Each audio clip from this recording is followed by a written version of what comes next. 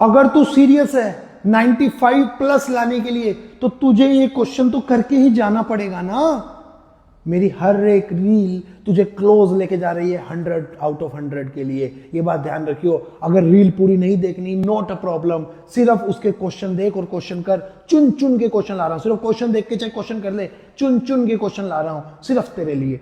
अब सुन इधर, sum of n terms of 3 APs is S1 S2 S3। मतलब n टर्म्स का सम 3 अलग अलग AP हैं, AP1 AP2 AP3, तीनों की n टर्म्स का सम S1 S2 S3। नाम है n, टर्म्स n ही है, नाम S1 है, टर्म्स n ही है, नाम S2 है, टर्म्स n ही है, नाम S3 है। जैसे तेरा नाम पप्पू रख दिया, नाम पप्पू रख दिया, रखने को कुछ और भी रख सकते थे। ऐसे सम ऑफ n टर्म्स का नाम S1 रख दिया, रखने को तो राम श्याम घनश्याम पप्पू भाई साहब कुछ भी रख सकते थे। तो हमने क्या किया, n टर्म्स का पहले AP का नाम S1, तो उसका n टर्म्स तो n ही है, तो n/2 2a, a सबका 5 है, 2a प्लस में n-1 d इस पहले वाले का 2 है, ठीक है। अच्छा, 2 कॉमन ले लिया, ये वाला 2 कॉमन ले लिया, बाहर निकाल दिया, 2 से 2 कट के बचा क्या, n/2, 2 बाहर और ये 5 और यहाँ n-1, ये बन के तैयार हो गया, ठीक है जी। अब ये S1 क्या दिखने लगा, S1 दिखने लगा 4n प्लस में n², ठीक है जी।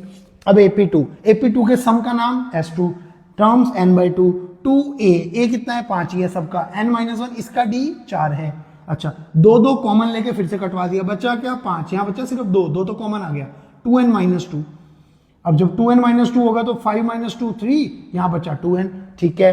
Third AP, sum of 3 terms, sum of n terms का नाम है S3, सम ऑफ 3 टर्म्स नहीं है ये, n टर्म्स का नाम है S3, n/2 2a प्लस में n-1 इसका d 6 है, 2 कॉमन लिया फिर काटा, ये बन के तैयार हो गया, ठीक है। अब इसने क्या मांगा है, S1 plus S3, S1 plus S3, S1 कितना है ये रहा भैया, S3 कितना है ये रहा 2n प्लस 6n स्क्वायर, ये रहा, sorry 2n plus 3n square, ये रहा। अब ये क्या बन गया, 4n प्लस 2n 6n और n square plus 3n square 4n square, तो ये बन गया, ठीक है जी, ठीक है। अब RHS क्या चाहिए, 2s2 चाहिए, 2 बाहर पड़ा है, S2 की value 3n plus 2n square.